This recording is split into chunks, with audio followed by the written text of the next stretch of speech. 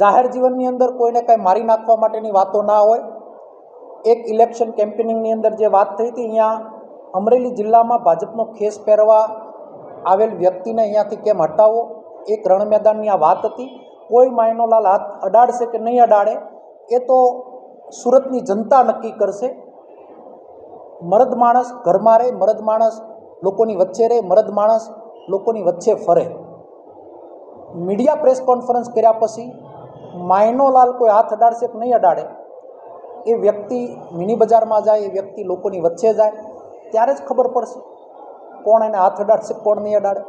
એ સુરત છે, સુરતની જનતા છે. અને મેં વાત કરી એમ, ઇલેક્શન એક દિવસનું ના હોય, રાજનીતિ એક દિવસની ના હોય, જાહેર જીવન એક દિવસનું ના હોય. જાહેર જીવનની અંદર વાર પર પલટવાર થતી હોય. આવનાર સમય નક્કી કરશે કે આગળ શું થવાનું છે.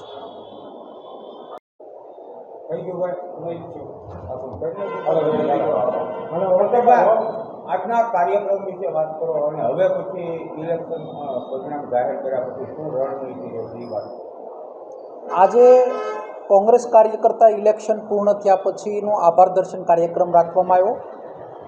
બધા જ જિલ્લાના કોંગ્રેસ કાર્યકર્તાનો સવિશેષ આભાર. સંસ્થાઓ, સામાજિક સંસ્થાઓ, ટ્રસ્ટી સંસ્થાઓ, બધી સંસ્થાઓનો આભાર. અને ખાસ કરીને મારા મીડિયા ભાઈઓનો સહૃદયથી આભાર કે આ ઇલેક્શન કેમ્પેનિંગની અંદર ઇલેક્શન જે લડાણું એ અમરેલી જિલ્લાનું અનેરું ઇલેક્શન લડાણું અને તાકાતથી લડાણું. અહીંયા પરેશભાઈની ખોટ વર્તાતી હતી જે રાજકોટ લડતા હતા, અને બધી જ અમારા ખંભા ઉપર જવાબદારી હતી.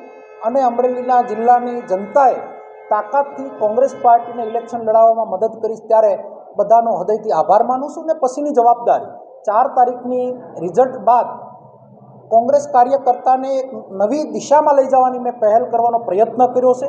અને રોજે ઇલેક્શન લડતા હોય ત્યારે જ પ્રજાની વચ્ચે નહીં, પણ કોંગ્રેસની જે નૈતિક જવાબદારી બને છે કે લોકોને પડતી મુશ્કેલીઓમાં લોકોની વચ્ચે રહેવું. અને અત્યારે જે છેલ્લા અઠવાડિયાથી લોકો ત્રાહિમામ પોકર્યા સ્માર્ટ મીટરની વાત ઉપર, 1 મહિના બાદ આ જિલ્લાની અંદર જો ભારતીય જનતા પાર્ટીની સરકાર આ સ્માર્ટ મીટરમાં પીછેહટ નહીં કરે તો અનેરું આંદોલનની શરૂઆત અહીંયાથી થાય એના પ્રયત્ન ચાલુ કરવામાં આવશે. ગૃહિણીઓ હું જ્યારે જોઉં છું ત્યારે મીડિયા મારફત, સોશિયલ મીડિયા મારફત વીજ મથકો ઉપર જઈને એની હૈયાવરાળ નિકાલી રહ્યા છે. ભારતીય જનતા પાર્ટીએ મોટું ફંડ એની સંસ્થા માટે આ વીજ કંપનીઓ પાસેથી લીધેલું છે અને લોકોના ખિસ્સામાંથી ખંખેરી રહ્યા છે. સ્માર્ટ મીટર હટાવોની ઝુંબેશ અમરેલી જિલ્લાથી શરૂઆત કોંગ્રેસ પાર્ટી મારફત થાય અને લોકોની વ્યથા અને વેદનામાં કોંગ્રેસ પાર્ટીની ઢાલ બને, એની એક નવી જવાબદારી સાથે 1 મહિના બાદ આ આંદોલનને આગળ વધારવાનો અમે આયોજનના ભાગરૂપે આગળ વધી રહ્યા. પ્રોગ્રામ હતો અને 1 મહિના પછી જે આખા ગુજરાત ઉપર નવી તવાઈ આવી રહી છે. છેલ્લા અઠવાડિયાથી ગૃહિણી બેન દીકરીઓ રોડ ઉપર આવે છે, વીજ મથક સુધી જાય છે. વીજ મીટર, સ્માર્ટ મીટરનું આંદોલનનો પાયો અમરેલી જિલ્લામાંથી આપણે નાખવાનું કામ કરવાનું અને એની શરૂઆત આપણે સૌએ સાથે મળી અને લોકોની ઢાલ બનવાનું કામ કરવાનું. ફક્ત મત રૂપિયા આપણે લડીએ, ફક્ત આપણી સત્તા માટે લડીએ એ હાસો કોંગ્રેસી હું નથી ગણતો. લોકોને પીડા પડે અને આપણે લડીએ એ કોંગ્રેસી હાસો ગણાય. એટલે આવનાર દિવસોમાં લોકોને પડતી મુશ્કેલીઓમાં આંદોલનના રૂપમાં પાછી પાની કરવી હોય એ આ રણ મેદાન હજુ મૂકી દે. રણ મેદાન એટલા માટે કહું, લડાઈ ખૂબ જ લાંબી છે. મતદાન પતી ગયું, સરકાર બની ના બની, સત્તા આવી ના આવી, પણ આપણી ફરજ આપણે બધાને નિભાવવાની છે.